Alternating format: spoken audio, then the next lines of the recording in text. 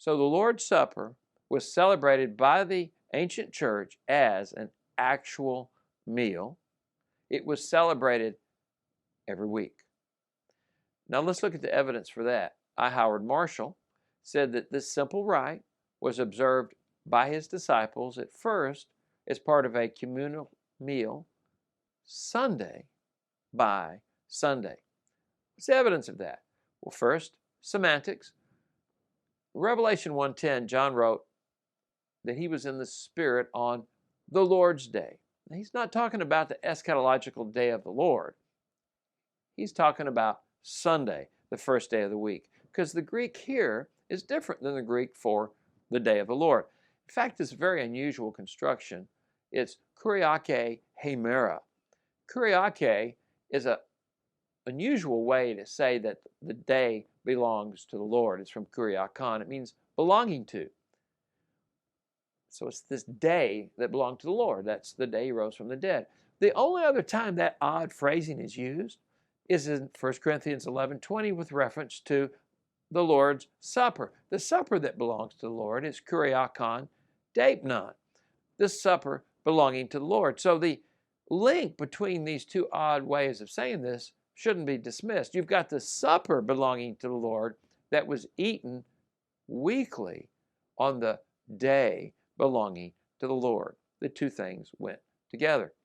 Proof number 2 is the fact that the only clear purpose given in Scripture for a weekly church meeting is to eat the Lord's Supper. For example, in Acts chapter 20, verse 7, it says, on the first day of the week, that's the Lord's Day, when we were gathered together, why? To break bread, it's the Lord's Supper, Paul talked with them. Now, they didn't gather on the first day of the week to hear Paul. Their regular custom was to gather on the first day of the week to celebrate the Lord's Supper. Knowing that, Paul spoke to them.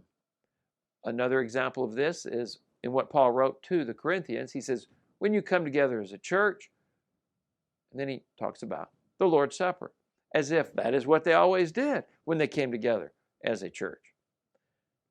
He also gives the purpose of a church meeting in 1 Corinthians 11:33. He says, when you come together to eat. That's a telic infinitive. It gives you the purpose. Why did they come together? To eat. And what he's talking about there is the Lord's Supper.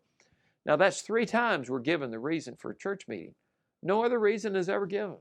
We know they did other things. They had preaching. They had worship. They had prayer.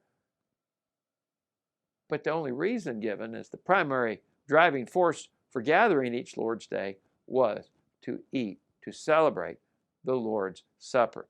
Unless you think I'm making a mountain out of a molehill, you know how many times the Bible mentions the virgin birth in the New Testament? Once.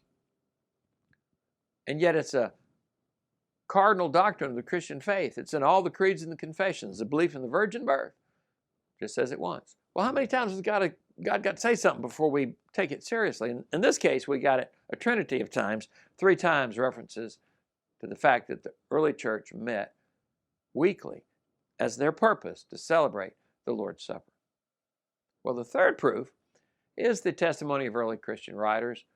Justin Martyr in his first apology, the Didache I've already mentioned, Hippolytus, all wrote about the fact that when the early church came together, every week they had the Lord's Supper. John Calvin concluded, there is not the least doubt that the sacred supper was, in that era, set before the believers every time they met together.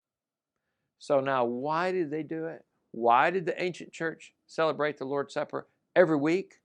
Well, because that's the prescription that Jesus gave. That's part of the formula. It's the primary purpose of a weekly church meeting. Since that's a prescription Jesus gave, if you want to get the same results they got, you got to do it the same way Jesus said to do it. Not only as a meal, but every week. This growth strategy, when done that way, will result in supernatural unity, fantastic fellowship, and the second coming excitement. So let's imagine you wanted to get all buffed up. You want to go to the gym and work out and build your muscles. You consult a weight trainer. He tells you what to do. He says, you need to be doing these reps 2 to 3 times per week. And so he sends you off. And a month later, you come back and you're still a 98-pound weakling. And the trainer says, I don't understand. What are you doing? How often do you do these things? Well, once a month. He says, no, man, you got to do it 3 times a week. Well, that's the way it is with the Lord's Supper. The prescription that Jesus gave the early church was to do the Lord's Supper as a meal every week. So if we don't do it as a meal and we don't do it every week, we're not going to get the same results that they got. The early church celebrated the Lord's Supper as an actual meal every week. I'm Steve Atkerson, New Testament Reformation Fellowship. Thank you for watching.